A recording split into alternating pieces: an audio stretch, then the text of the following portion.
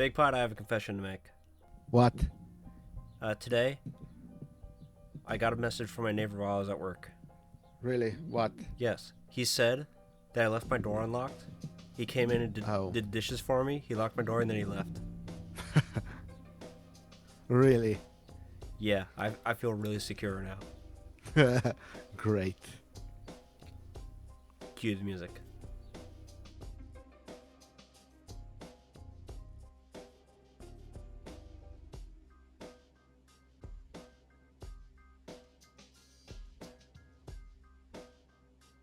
So, hey guys, welcome to No Tux Allowed. I'm your host, Josh.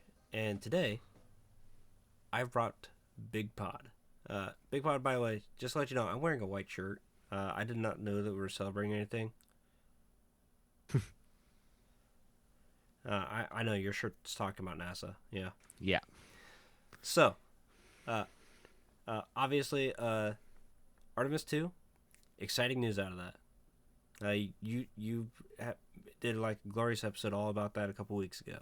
Yeah. But, of course, we got things to talk about on the show here. Obviously, if you guys, read the title at all, well, we're referring to a product. And, we have a guest interview today on the show. So, let's go ahead and get that played and out of the way, and then we'll return right after this little segment. So, Bigpod. Hi. I got a random email the other day, actually a few weeks ago, maybe a month ago, and this guy apparently listened to one of our older episodes, thought it was a great idea, and decided that he knows a guy. And now I guess we have the known guy with us today. Oscar, how's it going? Welcome to the show. Hey, thanks for having me. I'm the known guy. Yes, so Oscar, apparently you do stuff with a lot of security, and you actually even have a product for us. But first of all, we need to figure out who you are and what it is that you're doing for us. Cool, yeah. My name's Oscar Hedaya. I'll be 40 in a couple of weeks, and I've been in product development for the last 15 plus years, and my current company is called Space. My product that I'm known for with this company is called the Space Safe, and we've created the first smart safe in the world. It's the first physical safe that could hold your valuables, that has a ton of different tech. It's the first safe that has cameras, a touch screen, and app connectivity. So it could, so you can think about like Ring doorbell, but for safes. Okay. It could be argued that it's not the first. Just to let you know, because my local bank also has a safe with a fingerprint sensor, Oh yeah, a keypad, and cameras. Now I don't know if it's all integrated, but my bank has a safe like that. cool. And is it touch screen or? I actually don't know. It might not have a touch screen, but I know it has a keypad. And I do know Where do you bank? fingerprint sensor based safes do exist. At least the kind, I believe, for guns. A lot of gun safes do use fingerprints. Yes. I mean, they also exist on Hollywood too, so I would just assume that's a real product you can get somewhere. Yeah. Yeah. All those are true. Those, I mean, fingerprint safes, digital keypads, they've been around for about 20 to 30 years now. Of course. Yeah. Now, Biometrics are being one of the better ways to authenticate who the person is, as they don't change, and they are extremely hard to steal without being noticeable. Yeah. Just cut off a finger and then.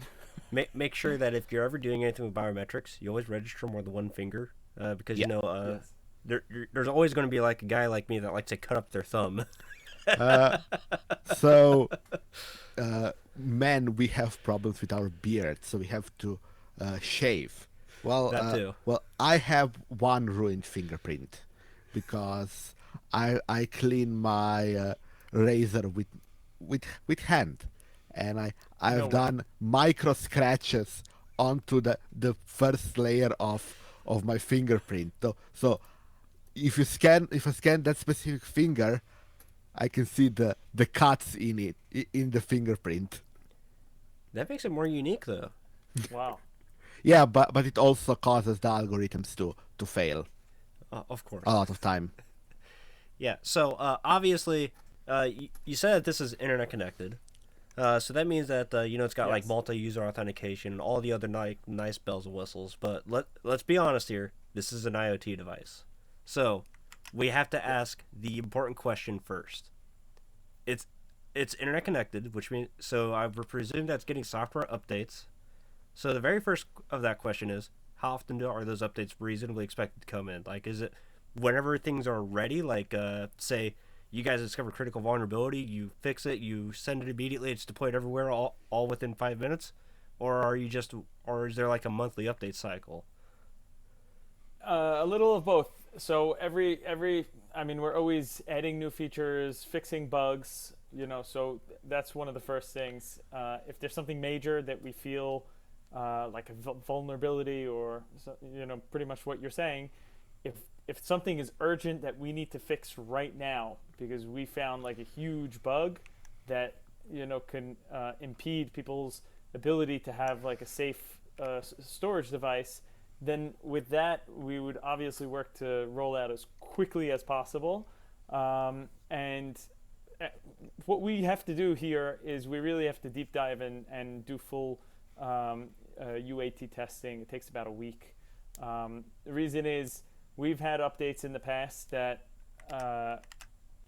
while we're doing UAT testing, we're seeing like, oh my god, wait, this didn't pass through, and now we have a new bug because this other bug was fixed.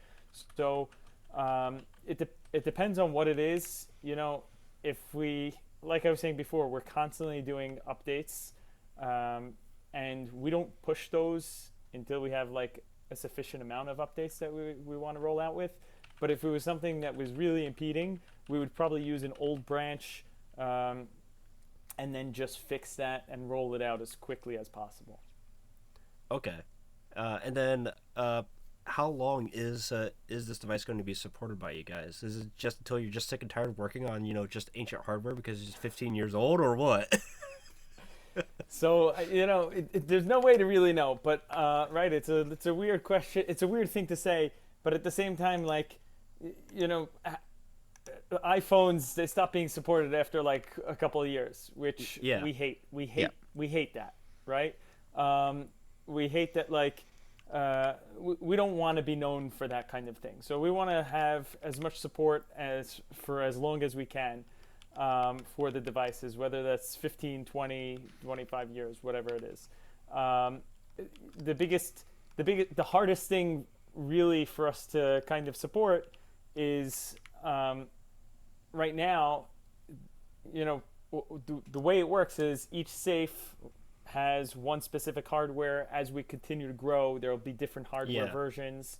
Yeah. And that's really where it gets a little tough to kind of make more minuscule updates for older hardware, but it doesn't mean we won't be constantly releasing bug fixes or new features.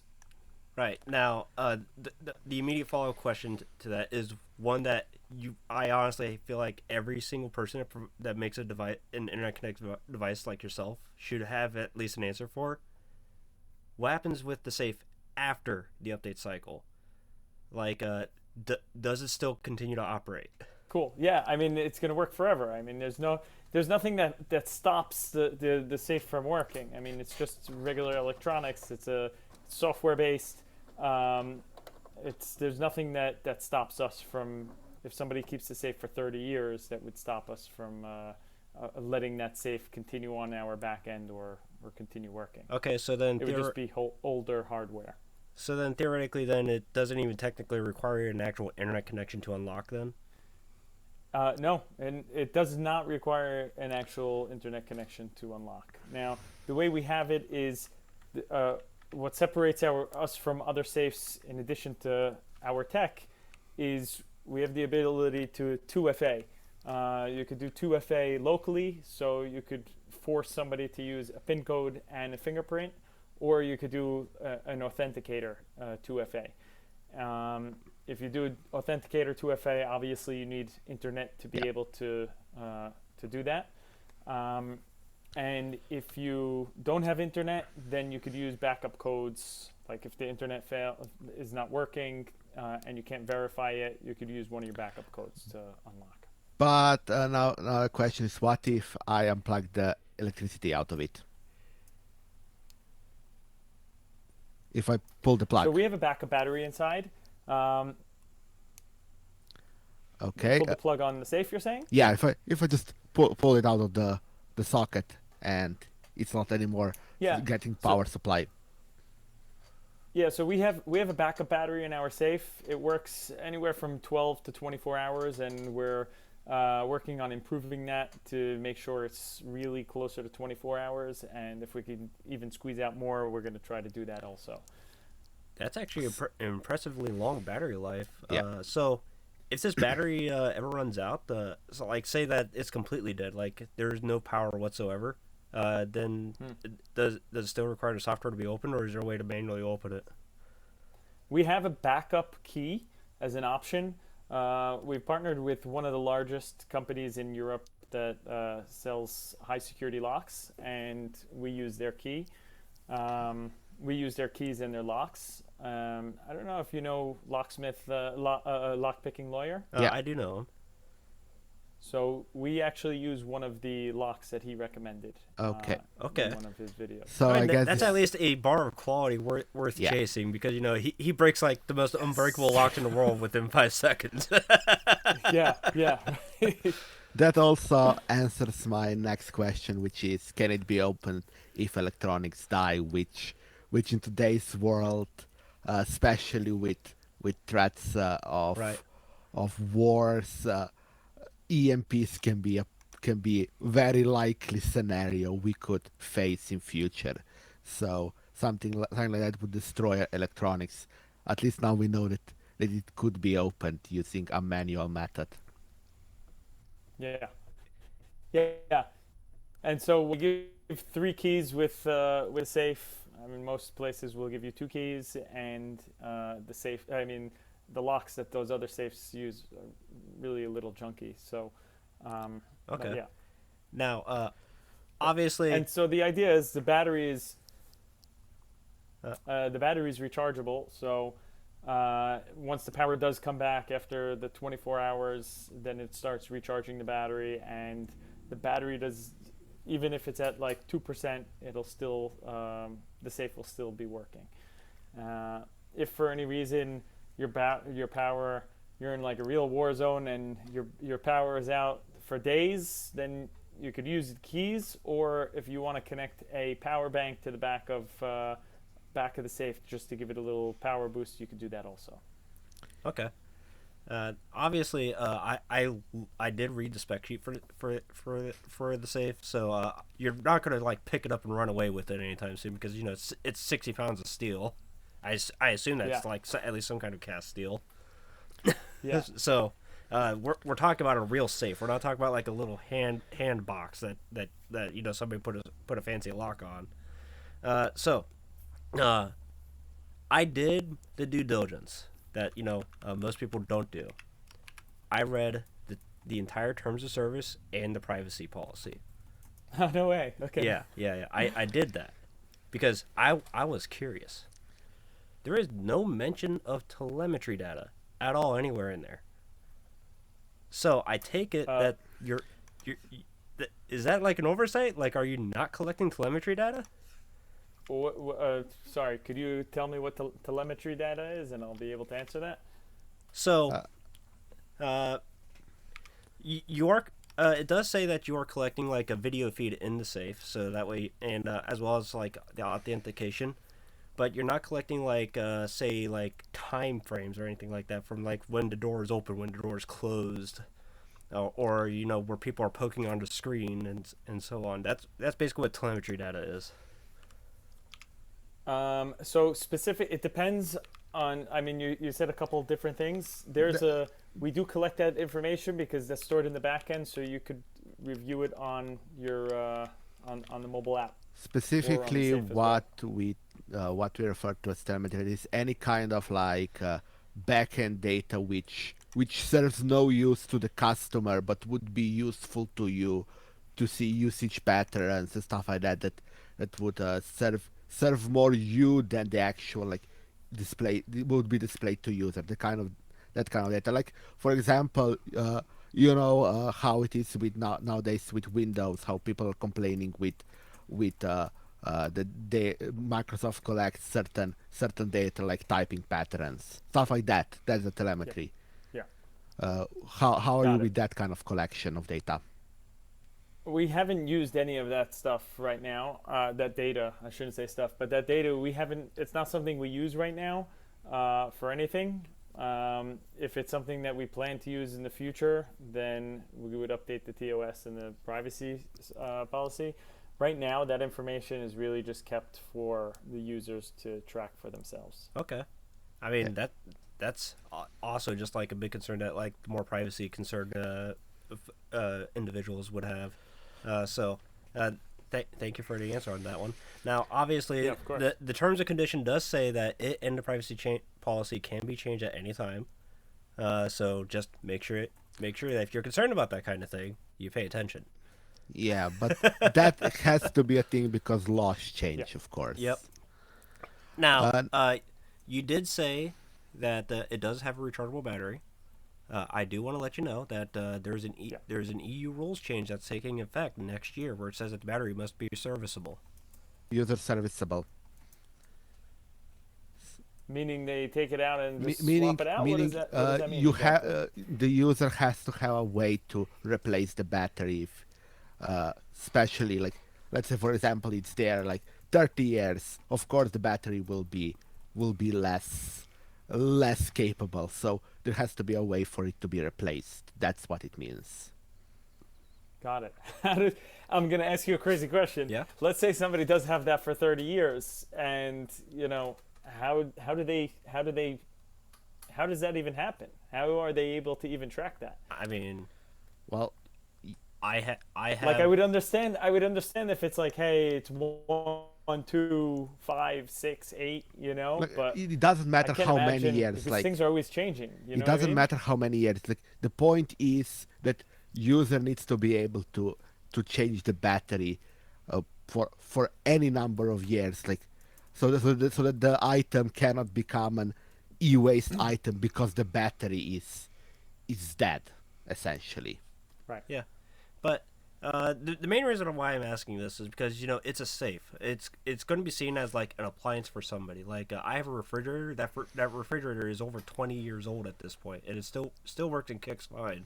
So I could see maybe this safe. There's a version of this safe that somehow makes it that long, and somebody just wants to keep swapping batteries in it. That Yeah. I mean, it's very the battery is very easily accessible, and it's from the first iterations until the last safe that we manufactured. It's very easy for the user. It used to be very difficult for the user to access the battery, and now you just open one plate and the battery is right in front of you with the PCBA. hey, that's cool. Yeah. Great. Now I have a question. In regards to, I saw that it is the data, like the communication, is encrypted. Yeah. Do you have any plans to use some sort of post quantum encryption? I mean, that's I'm not too sure how to answer for that because doesn't fit in my wheelhouse. But yeah, I'm always telling the team as things improve for security, we need to stay up to date for encryption for that stuff. Okay, good. So, just a fun fact. This was a bit of a trick question, as the current encryption you're using, AES to 56-bit, is considered post-quantum encryption. Okay. So I just wanted to see how will you answer this kind of a question. Yeah. Yep. Going to be a bit of a trick question. All right. Well, I, Oscar, that's really all we have to ask you about this safe. But the question that I have is that this safe is currently sold out. It's going to be restocked here in North America as soon as what did I see here? December, 2026. Yeah. Now, Yeah, and maybe sooner than that also. yeah. But, Now this is because obviously some regulation changes in the United States, tariffs and all that. That's basically has everybody rethinking how their product is designed. But if somebody wants to be able to get this safe, where would they go to be able to order it? Just from like your online store, right? The safespace.com, right? yeah, for now it's our online store, www.thespacesafe.com, and you could order it there. We are hopefully going to be in retailers and distributors in different parts of the world around January. So by then, hopefully you'll be able to find it in other places as well. All right. Well, hey, that works out for me. You don't have anything else for him, right, Bigpod? No. Oh, I don't all think right. so. You guys are going easy on me then. I mean, I feel like somebody has another question for me. I could ask you about the manufacturing process. Like, You could are ask you just me buying like anything you some want. random Chinese safe and bolting a fancy front to it?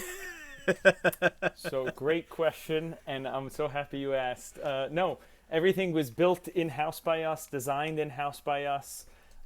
We actually, we're so different than safes out there already that we've gone to over 150 different manufacturers, and we only had about 3 or 4 that said that they would build this product for us. That's how different our product is. I mean, that's actually not unusual for like anybody trying to launch a product that requires, what are they called? Non-standard die manufacturing. Yeah. Most of my experience in manufacturing is from plastic injection molding, so I know a bit about those struggles. What's a mud base? What's a metric unit die? What's a universal die? Heaven forbid, there's 4 different standards for a universal die. Of course, that also depends on who you ask, because back in the day there were more. All right, so yeah, I mean, to answer your question in short, no, our safe is not something that you could just go buy in a China factory and then just add these little components. The whole thing was built specifically for this by us. okay, and obviously it was manufactured out of the United States. Looks like that you're going to be moving some manufacturing in place. Is that going to be in like your own facility? Or is it being produced by a third party? So we have contracts with major safe manufacturers in the world, and they manufacture our safe specifically for us. Okay. The way we've broken down our supply chain is they manufacture the metal, they build the housing, build everything. We buy our electronics separately, then we ship everything to the safe manufacturer, and we have them assemble. Okay. And then each safe goes through individual testing. Okay. Well, sounds like a pretty standard setup that you got going for yourself. So, Thank you. anyways,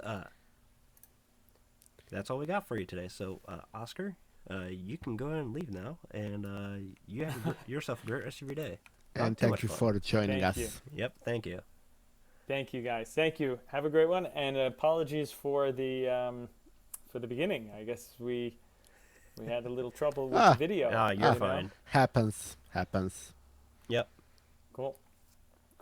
Thanks a lot, guys. Not a problem. Goodbye. Have a good one.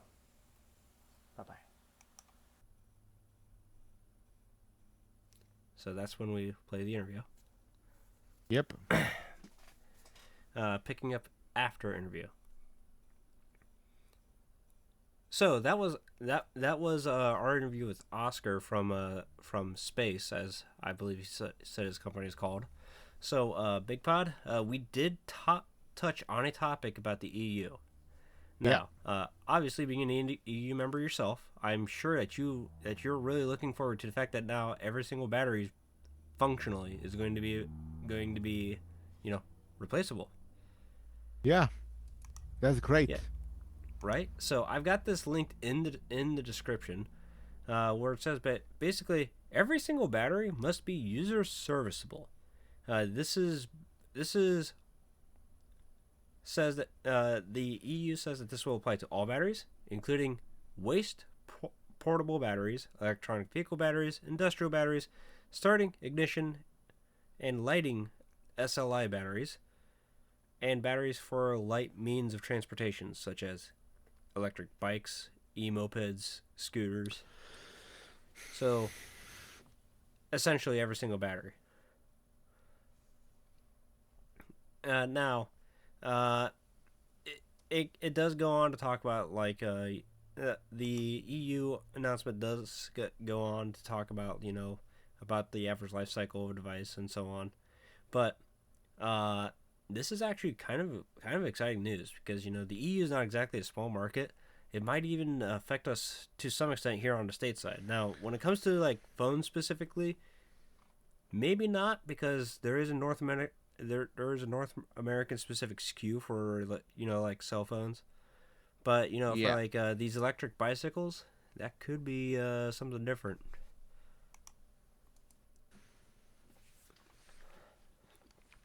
Now, obviously with this is pretty big news. Pretty of course. big because the big thing about like replaceable batteries. Well, if you're watching the video version, what I have right here is a 48-volt battery for my e-bike. Now, this is a user replaceable battery. This works. This is compliant with the EU. Now, the problem is that with batteries is that oftentimes you'll find that they're glued in casings and so on, and you actually have to work to replace them. Now, with this change, there's going to it could just be as simple as like a cover and a screw. Yeah, fantastic. but it doesn't actually say that it needs to be toolless. So it could potentially still include usage of heat gun and then sealing it back together using seal strips, but it should clean up things like glued batteries in place and stuff like that. And of course, it also has a requirement for better batteries with longer lifetime, whether it be charge lifetime or as far as I know, life cycle. So how long in terms of how many cycles the battery lives through, and as far as I understand, also how long the battery itself lives on a single charge. Yeah. Now, in regards to that, by the way, most oftentimes with a user replaceable battery specific to like a cell phone, obviously they need to be able to engineer a device that way it can still meet like the water resistance requirements and everything that they tried to aim for, which would mean that they might just have more room to put a bigger battery in there. So that could be a good thing. Phones may become thicker, which I'm gonna be honest, as somebody who owns a thick phone, not the worst thing. I don't mind. I used to have a somewhat thin phone. This thing, it's not really that thin. Now it's taped together because the actual like glue that was holding the back onto the phone decided to let go. So I grabbed a roll of duct tape and I literally taped the back onto my phone. This is an old phone. Yeah. It's an S20 FE. It's auto support, so yeah, but it still does good job for being a terminal and stuff like that. And if I don't have my laptop, I just plug my screen in and I have Samsung DeX. But it may be as new phones may be by default as thick as my S23 Ultra or even thicker, which I don't mind. Even the weight of that phone is pretty nice, and I don't mind a heavy phone. But then again, I grew up in the age when the phone was this thick. Yeah, some it was cases. big enough to actually. It was big enough that it was actually uncomfortable to sit down with the phone in your Yes. pocket because it would just dig into you. My like one of the phones I used to use was an Ericsson, which had like 2-line screen and buttons the size of my fingernail. Yeah, the It was still an Ericsson. Not even before that they started working with Sony. So it was like literally like an old school phone from before the turn of the century. And yeah. So of course, I remember the legendary Nokia, which I also used as a yeah, personal I phone also as had a one. backup.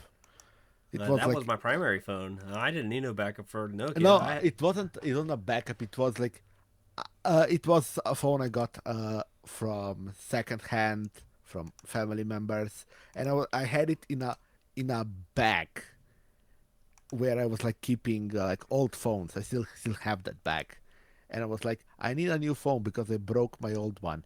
Let's see what kind of phone I can pull out of this bag. And it was that phone, and I used it for like almost a year, and then battery was being a problematic thing. So I put it back in the bag, and I pulled another phone out of that bag. That's how I used to run phones. And then I bought myself a touchscreen phone, and I never looked back at buttons. Yeah, which there's arguments that I remember like the whole argument about the death of the keyboard phone. Yeah. People really liked their phones with actual keyboards, Yeah. and I don't necessarily blame them because if they kind of got used to that workflow, then Yeah. I guess it's fine. Also, But also let's remember that that conversation was also charged with a lot of problems and misunderstandings, especially on more of the business side with the whole BlackBerry drama. Which BlackBerry, I don't know how they managed to run for as long as they did, I know how. especially how. They were the official phone for the U.S. government. Yeah. That's And how. like they were very much used in US, but not so much in Europe. In Europe, you had Nokia's and like stuff like that. Nokia's were amazing. Yeah. No. Like Nokia. Nokia E63, I believe, something like Yeah. that. The Like only part where like Nokia really failed was with like the whole smartphone movement. They they had like we're talking the smartphones with touchscreens, not the old school email machine yeah, smartphones. yeah. They did do like a consumer study, and that said that hey, smartphones are the future, and they decided that they weren't going to take that risk, and it Yeah. cost them. Yeah. And then when they did get into the smartphones, they went with the Windows phones. Not Yeah. to say that the Windows phone was ever a bad platform; it was just never popular. Therefore, it was bad. I guess. Yeah. I actually, Although I, I it, never actually disliked Windows Mobile of the later era of the Nokia era. right? Like it was. I played around with one. I've never actually used one, but it did not seem like it was a terrible system. Yeah, a friend The of problem is mine that it was had just never popular. Lumia, a Nokia Yep. Lumia, so and it was actually a pretty good phone, and like OS was pretty nice. Yeah. But yeah, like the problem was that it was an operating system that had little apps, especially in regards to banking. Yep. Yep. And that's literally the same reason holding back Linux phones today. We're Yep. on the same precipice. The biggest difference is that we don't actually have like a good hardware phone right Yes, now either. yes, but like if you look at like the big picture, the one thing that's missing, which would probably also bring phones that would make like a splash, would be if we had like support of app makers, which won't Yeah. happen unless we have a big splash phone. Yeah, which hey, It's we're chicken and literally egg. we're literally just one really daring investor away from being able to do that. Let's be honest. Yes, yeah, So, anyways, let's move on here. Let's talk about music, Big Pod, because we had a huge hour-long conversation about music. yeah.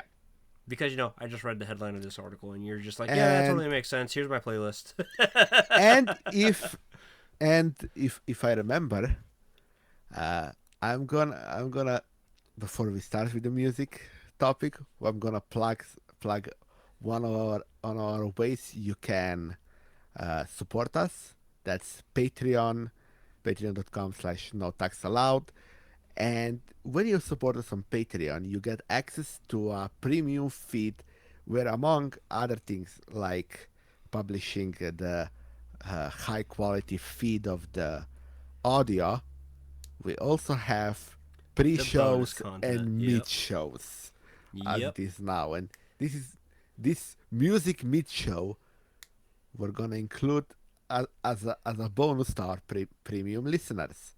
So if you wanna listen to us talk about music and what kind of playlist Bigpod has, Yeah. I recommend you go check out Patreon and subscribe Yes, to and that's get the only way you're going the to be link. able to get that, because Yeah. I don't know if we can actually upload that to YouTube. Probably not. Probably not. Not to say that we're it's a copyright violation for us to publish that episode, but YouTube doesn't necessarily follow Yeah. like copyright law, but its own like subsection of it, which is a Yeah. lot stricter. But anyways, this does count in our weekly news of AI dystopia. Just saying. Yeah. Just saying. But Deezer has been working on tooling to detect AI generated content, because it says that artists just aren't labeling the music that they're uploading if it's AI or not. So they've had to develop these tools. Well, their tool is coming back and saying 44% of all the music uploads to Deezer specifically are AI generated. Whoa. That's a lot. Yeah. It also says that a lot of music listeners are also AI, which Which makes sense, because if you're going to train an AI music bot, just give it a playlist to listen to, right? Josh, I'm Yeah. gonna ask you this, since AI music is a topic. So, since you sometimes stream, and I sometimes stream, and there are many streams that have background music. Have you ever thought about AI generating your own music and using it as a background? I could probably get away with it. Yeah. The problem is I don't know a good AI agent that would give me a loop long enough Yeah. for like some of my streams. Like you could have like multiple pieces of music, like I normal could. song, like normal song size. And at that point, the next question is, would it make sense for you to go and just upload it to Spotify, maybe make a few cents off of it? Wouldn't it make sense? Or and Deezer and all these streaming services self-publish. And Wouldn't it just make casually sense forget to if you, tick the box saying that's AI? Yeah, let's do it. also if you do AI generate, if you tick that box, like you know what I'm trying to tell you, Yeah. that if you make the songs for like your stream or something like that, at that point it makes sense for you to just go and upload it onto a streaming service, because somebody might accidentally listen to it and generate you a fraction of a cent, and enough Right. people do that, you're gonna get a couple of cents every month. Yeah. Now, the big thing is that a lot of these AI agents that just generate music for you, they implemented these watermark methods into the tracks that they generate to just tell services that yes, this is AI. Yeah. The problem is that there's hundreds of years worth of practices in identifying and editing audio clips. Yep. So those watermarks could be easily removed with just an And FFmpeg script. and remember, if there are watermarks in there, if you know of an AI that can edit music, especially the kind that doesn't have watermarks, because it's like maybe not a music generating AI, maybe it's like a agent, like a general like editing agent. You could tell it remove watermarks of this type and maybe give it like a clip of the watermark. Yeah. and boom, fully AI procedure. Yeah. So, just letting you know, if you're really anti AI, like you don't even want to touch AI with a 10-foot pole, maybe it's time to start buying CDs again. Or curate your own playlist and only listen to your own playlist instead of listening to auto-generated playlists Or just made by the streaming services. bootleg live shows. Because Also, that's also an option. yeah. So just A lot of keep live that in mind. shows are by the actual actual bands uploaded to YouTube nowadays. Yeah. Especially from the era of what is called COVID. Well, The from great the stay era at of home. COVID and the fact that people are going to be posting that stuff to YouTube anyway, they Yeah. might as well cash in on it. Yeah. So just find the one you like, especially with more smaller authors, and play that for yourself. Yeah. I So do that. Like there is a band here, an ensemble that has every 2 years like a giant multi-hour concert, like talking 5-hour concert. And it's like Yep. it used to be played on TV, like on national TV, at like a Friday 2-3 part concert. And then during COVID they just uploaded the whole concert onto YouTube, and now I watch it there. And I still watch a lot of Eurovision on YouTube. that's also a thing, yeah. And funny enough, at the end of the year, I'm going to the next rendition of that concert to watch it live. Hey, that's pretty exciting. Yeah. The tickets were sold out in most tickets were sold out in couple of minutes for a 5-hour concert, which 2 day 5-hour concert, so twice. I believe it's like 15,000 tickets times 2. Oh. So did you buy it from a reseller, or did you actually manage to get one in time? I got one in pre-sale. Hey, that's pretty cool. So I got it from an email they sent me because I was like, they were like, hey, wanna get updates? You may get special things when time comes. So like, sure, let me give you an email. Who cares? So, and of course, our last topic here. Tim Cook, the CEO of Apple, has decided he's going to step down. Really? There was talks of him stepping down like for a year now, but I didn't really think it gonna happen. I was like, sure, rumors, but what do people really know with these rumors? Yep. And now, we don't have like official word as to why he's stepping down. It could just be that he's just deciding to retire. He is kind of up there in the age bracket, so makes sense. And it's a good thing that a CEO is retiring before he passes. Yeah. Especially considering the history of Apple CEOs. But anyways, Tim Cook will remain as the CEO of Apple until September 1st, at which then he will be replaced by the Senior Vice President of Hardware Engineering, John Turnus. So we're replacing Tim Cook with a nerd, which, hey, that's good. That's John Turnus is like the guy in charge of the Apple hardware, which I know you've fallen in love with, Bigpod. Yes. And now that I search the guy's name, I know who this is.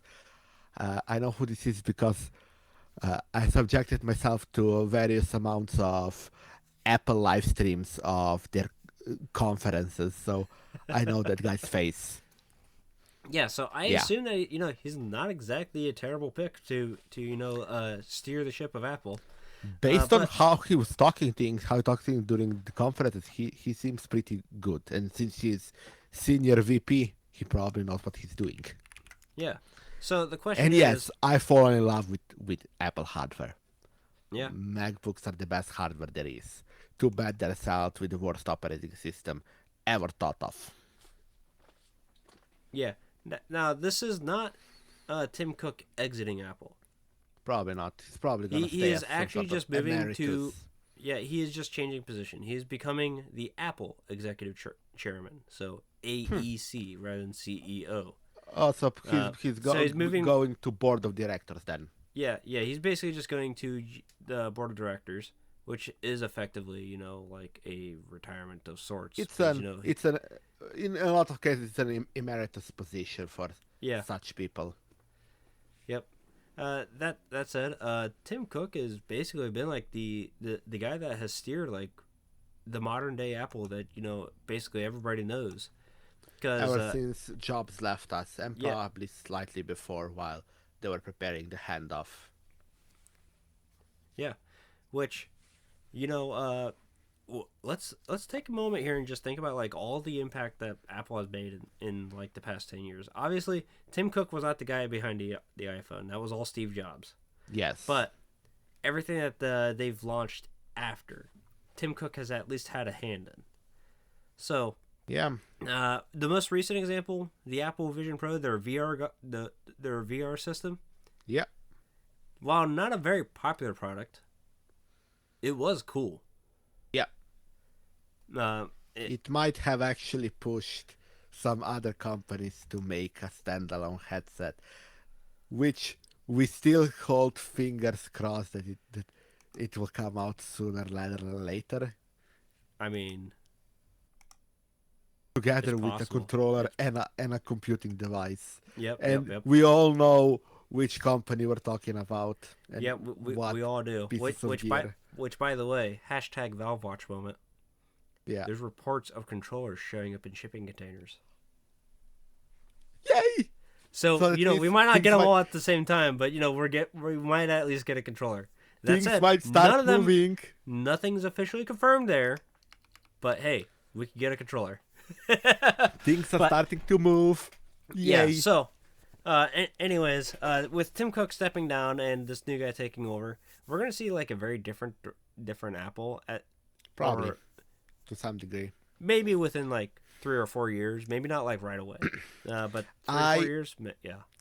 I hope he is very hardware focused and would steer the company into hardware, because if he does so and starts not caring about macOS and maybe even switches off of macOS, we could get an actually excellent all around laptop, because the thing that came out of Tim Cook era is the Mac Apple Silicon, the M1, M2, M5.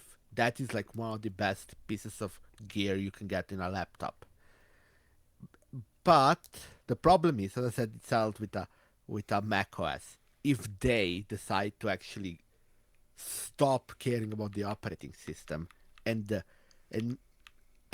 ecosystem, software ecosystem, which I highly doubt they will to the kind of degree I want them to, we could see them actually like at least start producing drivers for alternative operating system and possibly switch to an alternative operating system, so they don't have to produce every piece of software they need from operating system up to optimed level, which would be great, because that could mean Linux, which is something I'm sorely missing on MacBook, and it's the one piece that would make a MacBook, in my opinion, basically make every other laptop maker obsolete.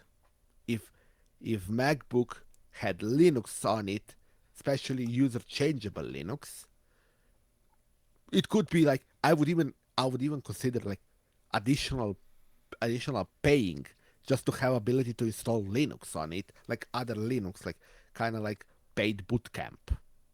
I would love to see the fall of the Apple walled garden.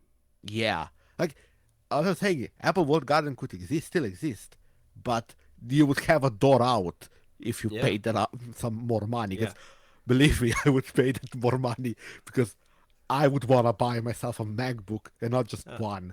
That said, the one thing about the Mac OS and like this whole software ecosystem that they've generated, how much money are they making off just the software side? Is it more or less than the hardware? I would have to think that it's probably more. It's probably more, but it's a lot of it is not on actually on the software because a lot of their software is free.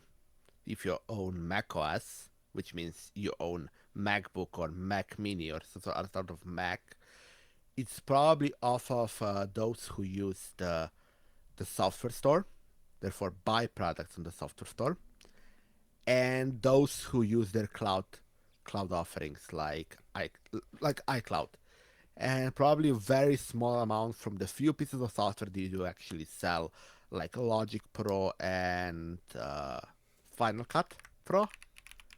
Yeah, I think Logic Pro and Final Cut Pro are the two pieces of software they sell. They might actually sell their Office suite, but not sure.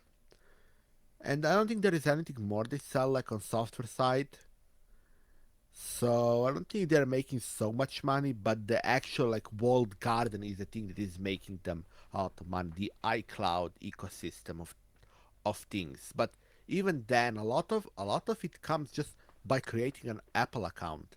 You can get a lot of the stuff that are through that are like the walled garden, Yeah. which we all know you probably get they probably make money through data collection, telemetry, in Yep. some way, form, or another.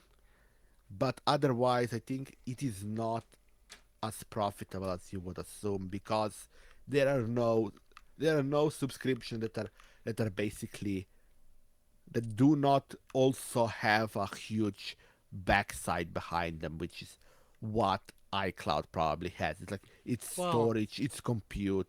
It's probably quite monetarily intensive anyway. So I don't think the software makes that much money, and a lot of it could be integrated into a Linux solution, and as I said, make money off of allowing people to switch to other Linux distros, which could probably make them if it was like 500 I euros. mean, A if they lot just of people had would pay a that. if they just had a directly Linux available machine, and they make another product or they continue like the line of MacBook Neo, uh, Yeah, that they're just gonna sell even more. yeah. Like But I think if they gave us the ability to switch to with this hardware, they made Linux drivers and allowed us like first party way to switch to Linux. I think they wouldn't know how to make enough MacBooks of the generation that came with. They would yeah, that they would be they would be they would have problems with availability across the board. yeah, and at that point, then Microsoft would have to come up with an answer and actually have a Yeah, good ARM build of Windows. yeah. I think that would break the industry in a ways we cannot believe or think of today. Yeah. But anyways, that's gonna wrap up the show for this week. Let us know how good of a job do you think we did with Oscar. Yeah, That said, Oscar did say that he thought we were gonna hardball him a little bit more than what we did. I think that we hardballed him about as much as yeah, realistically I care to ask, yeah, because I don't really need to know like the actual manufacturing process yeah. of how a safe is made, because And I I didn't I want to yeah go in more in depth in security because I would very quickly hit the secrets part where because and uh, it would be like very questionable for him to reveal those stuff because if he even knew the answers, because you yeah, got to remember he's the guy that runs the company. yeah, he's the He's guy that got a runs the whole team of people company. that yep.